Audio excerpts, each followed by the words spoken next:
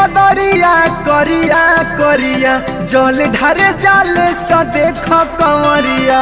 ए भौजी सुन तारू घेरे बदरिया करिया करिया जल ढारे जाले स देख कंवरिया।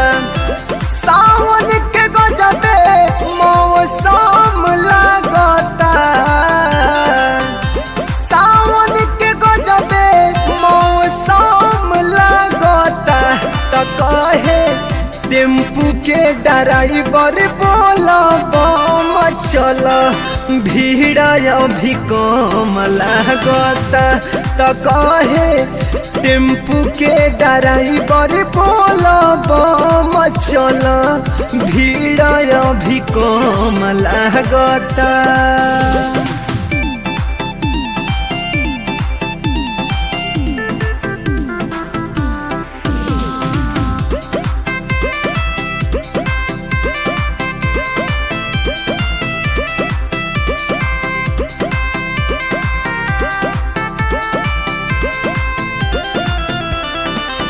लोग जात बड़े गहुआ सहरिया वाला आस पूरा करिए देव घर नगरिया वाला।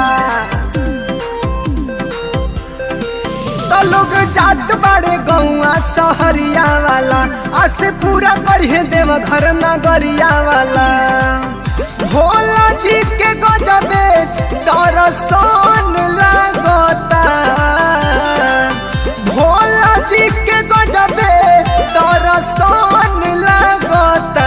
त कहे टेम्पू के ड्राइवर बोला बम चल भीड़ अभी कम लागता। त कहे टेम्पू के ड्राइवर बोला बम चल भीड़ अभी कम लागता।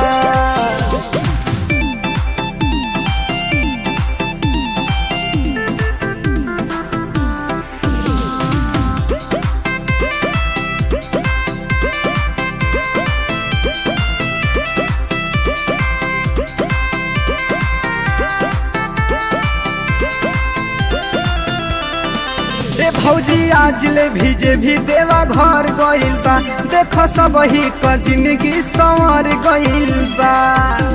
ए भौजी सुना, भौजी आज ले भीजे भी देवा घर गइल बा, देखो सब ही का जिंदगी संवर गइल बा। अत्यंत शुभम चली गइल लागता, अत्यंत शुभम चली गइल लागता। त कहे टेम्पू के ड्राइवर बोला बम चल भीड़ अभी कम लागता। त कहे टेम्पू के ड्राइवर बोला बम चल